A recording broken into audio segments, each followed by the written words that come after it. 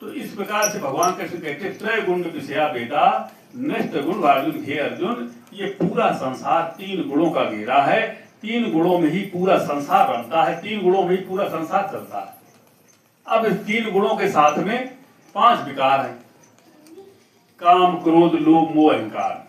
इन 5 विकारों के वशीभूत होकर के ही मनुष्य तरह तरह के पाप पुण्य कर्म किया करता है। इसी पाप पुण्य होते हैं। और कहने वाले का हम क्या करने वाला तो परमात्मा है, उसने जो कराया सो ही हुआ, ईश्वर ने जो कराया सो हुआ। ईश्वर कुछ नहीं करता, ईश्वर परम करता है। हमसे कराने वाले कौन है? विकार। अगर हम झूठ कहीं बोले हैं तो कोई लोभ बस बोले हैं, किसी न किसी कारण बस ही, क्योंकि उसमें ये 5 विकारों के अतिरिक्त ही होता है। अगर हमने किसी से कोई शब्द कह दिए तो अहंकार बस कह दिए, हमें गुस्सा आ गई, गुस्सा में आकर के हमने कोई कदम ऐसा उठा दिया, किसी मारपीट कर दी, कुछ किया तो क्रोध बस किया। तो ये कुल मिलाकर के हमारे जो 5 विकार हैं ये सबके साथ लगे। इसमें सीधी सीधी खुली बात है कि काजल की कोठरी में कितनों से आन हो जाए उसके काजल लगेगा। संसार में आकर के बहुत होशियार लुटाए गए, बड़े बड़े होशियार, जिन्हें हमसे कभी गलती नहीं हुई, अब गलती हुई। इसलिए अब इस सबसे बचने का उपाय क्या है? बचने का उपाय एक ही है जो भगवान कृष्ण ने गीता में बताया, जिससे कहा उन्हें पापी से भी ऐसे पापी। अगर ज्ञान रूपी नौका आप सवार हो जाए तो वो धर्मात्मा समझने योग्य है, क्योंकि जिस जैसे लकड़ी के बड़े भारी ढेर को अग्नि की एक चिंगारी जला गिरा करती है, इसी प्रकार से जीवात्मा सारे पापों जला गिरा कर देती। वो है ध्यान साधना।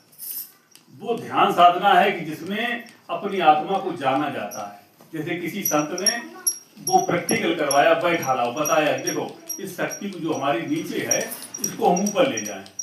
जो इस विधि को जान गया, अपनी आत्मा को जान गया, जैसे ही उसका यहाँ से ऊपर की ऊर्ध्वगमन होता है वैसे ही वो पापों को जलाता है, उसके पाप जलते हैं, वही धर्मात्मा बन जाता है, साफ हो जाता है, एकदम सफाई उसकी शुरू हो जाती है। जिस दिन से ध्यान करना शुरू करता है उसी दिन से उसकी सफाई शुरू होती है। राजा परीक्षित को सुखदेव महाराज ने यही ज्ञान कराया। राजा परीक्षित को क्या डर था कि अगर हमें सर्प काटेगा तो सर्प बनना पड़ेगा। ऐसा होता है कि जब भगवान कृष्ण का जो शरीर पूरा कर गए और उसके बाद क्या हुआ कि राजा परीक्षित को राज सौंपा गया। राजा परीक्षित ने बड़ी विधान से राज्य किया, बहुत ही धर्मी राजा थे, प्रजा का बहुत बड़ा ध्यान रखते थे, क्योंकि धर्मराज के ये नाती थे, धर्मराज के नाती थे तो धर्म के प्रति भारी आस्था थी।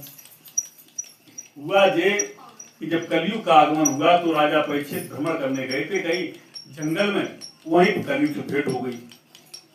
कलयुग का जब इन्हें विकराल रूप देखा तो उन्हें तुम कौन हो? तो कलयुग ने कहा कि मैं फलाना हूँ, कलयुग हूँ, मेरा समय आ गया, मैं आ गया हूँ। तो उन्हें भाई तुम्हारे समय में क्या होगा संसार में?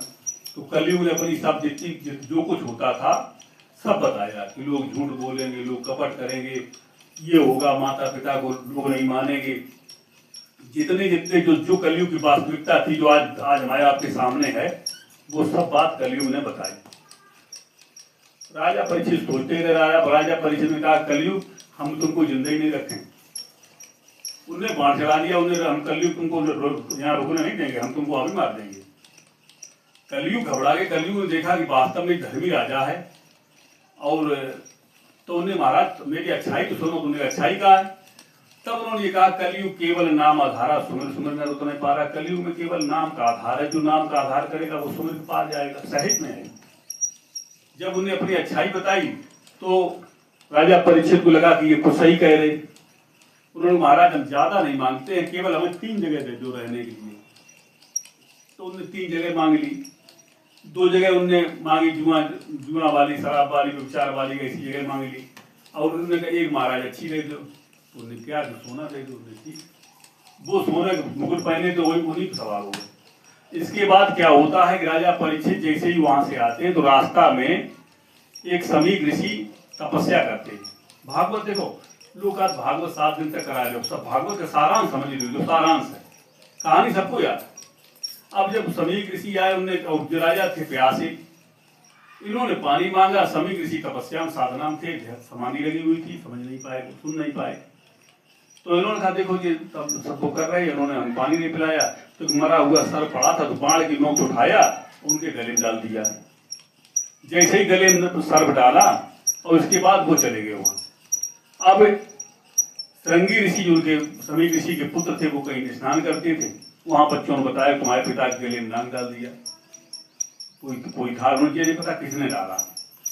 तो उन्होंने कहा कि जिसने भी डाला हो, ले हम श्राप देते हैं, अगर हमारे पिता को जिसने नाग डाला वो 7वें दिन उसको तक्षक रख लेगा, तक्षक बन के उसको रख लेगा। जैसे ही इन्हें श्राप दिया, वैसे ही समीक ऋषि को एकदम अनुभूति हुई, आंखें खुली। जब देखा कि सब तमाम उनके शिष्य लोग थे इकट्ठे हो गए, बोले महाराज, बोले क्या हुआ? बोले तेजी घटना हुई। तो समीक ऋषि ने कहा कि देखो बेटा, तुमने बहुत बड़ी गलती की।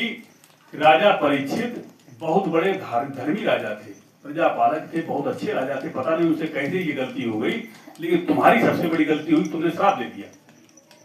ऐसी स्थिति में समीक ऋषि ने अपने शिष्यों को भेजा कि जाओ राजा परीक्षित को समझाओ जाकर कि तुम्हें श्राप लगा है, कुछ बचने का अपना उपाय कर लो।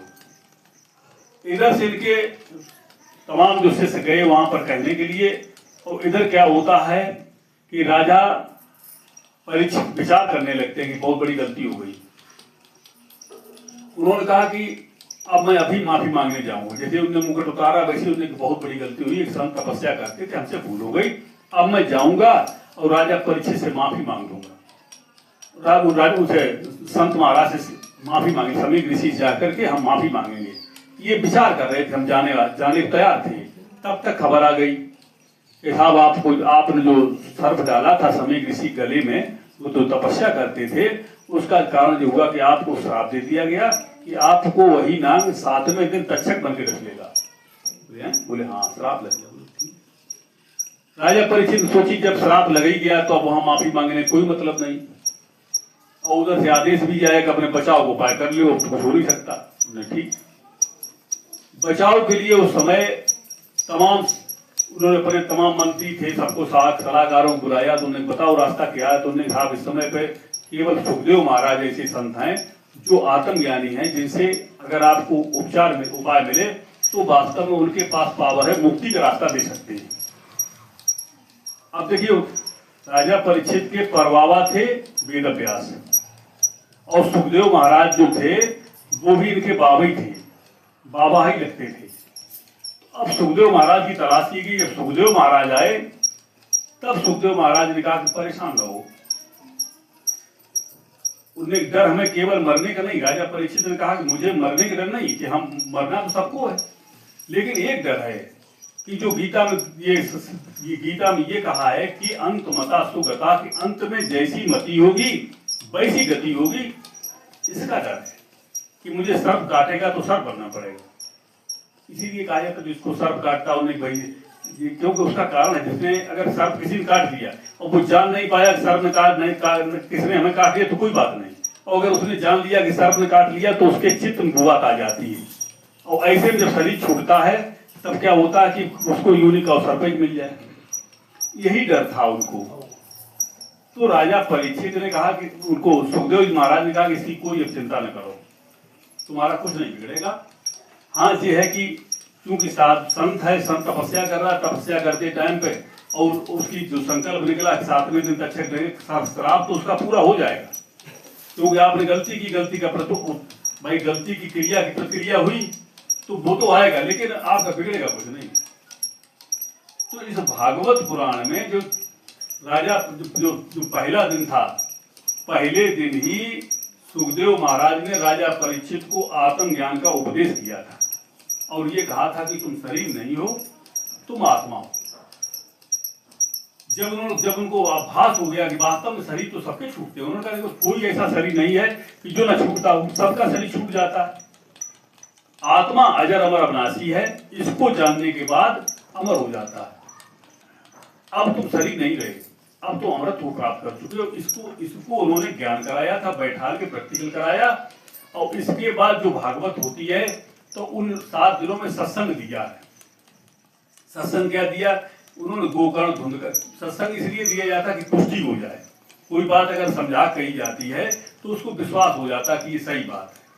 तो उनने पहले गोकर्ण धुंधकारी कहानी सुनाई, जड़ भरत की कहानी सुनाई, उसका महाभारत का जो प्रसंग आए उनकी कहानी सुनाई, रामचरितमानस के संक्षिप्त विवरण किया, संत महापुरुषों की बात कही, सुदामा चरित्र कहा। इस तरह 7 दिन में ये पूरी कहानी पूरी की। ये सब कहानी हम आप सभी लोग जानते हैं। 7 दिन में सत्संग दिया और राजा परीक्षित को दिन में सत्संग देते थे, रात उसका अभ्यास कराते थे, भजन कराते थे। और इसमें 7वां दिन हुआ तो राजा परीक्षित ने कहा कि अब मुझे कोई डर नहीं, इसलिए कि सर्प मेरे शरीर को काटेगा, मुझे नहीं काट पाएगा। तब तक वो शरीर से बिल्कुल अपने को अलग हो गए। यही ज्ञान है। इसी ज्ञान को राजा परीक्षित को सुखदेव महाराज ने कराया था, अष्टावक्र जी ने राजा जनक को कराया था, और जनक जी ने सुखदेव महाराज को कराया था, और भगवान कृष्ण ने अर्जुन को कराया था, भगवान राम ने तमाम नगरवासियों को कराया था, तारा को बताया था, हनुमान जी को बताया था। तमाम महापुरुषों को अनाद ज्ञान केवल एक ही, ये दूसरा ज्ञान नहीं। मनुष्य एक है, परमात्मा एक है, परमात्मा से मिलने का रास्ता एक है, ये है रास्ता। और शेष जितने रास्ता है वे मर के रास्ता है।